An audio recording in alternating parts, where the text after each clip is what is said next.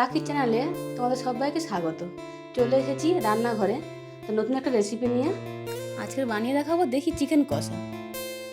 প্রথমে মাংসটাকে ম্যারিনেট করে নেব। তো তার জন্য লাগবে কুচনো পেঁয়াজ, সর্ষের তেল, হলুদের গুঁড়ো, লঙ্কার গুঁড়ো। চিকেনগুলো ভালোভাবে মশলার সাথে মিশিয়ে নেব। চিকেন ম্যারিনেট করা হয়ে গেছে, 1 ঘন্টার জন্য রেস্টে রেখে দেবো। চিকেন কষার জন্য দিয়ে দেবো প্রথমে সর্ষের তেল। তেল গরম হয়ে গেছে, ভেজে নেবো কেটে রাখা আলুগুলো।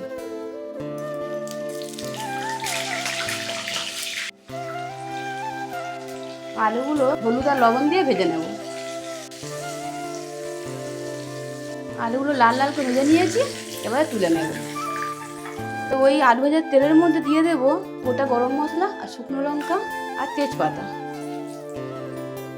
দিয়ে দেবো কেটে রাখা পেঁয়াজ, দিয়ে দেবো কেটে রাখা টমেটো। আদা রসুন পেস্টটা দিয়ে ভালো করে কষিয়ে নেব।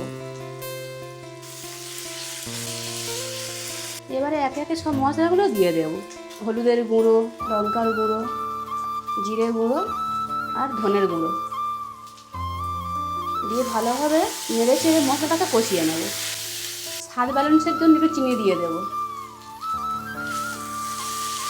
মশলাটা যাতে না পুড়ে যায় তার জন্য একটু জল দিয়ে দেবো।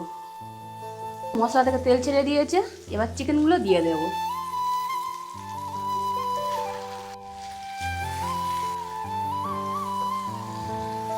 চিকেনের মধ্যে দিয়ে দেবো স্বাদ মতো লবণ।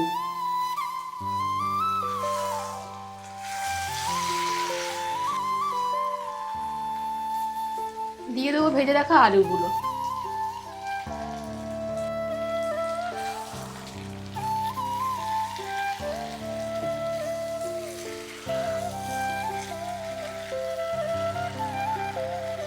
কিছুক্ষণের জন্য ঢাকা দিয়ে দেবো।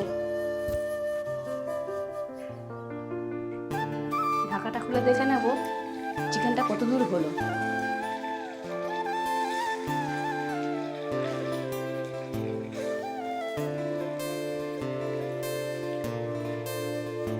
দেখো বন্ধুরা, আমার চিকেন কষা হয়ে গেছে। এবার দিয়ে দেবো বেটে রাখা গরম মশলা, কাসুরি মেথি দিয়ে নামিয়ে নেব।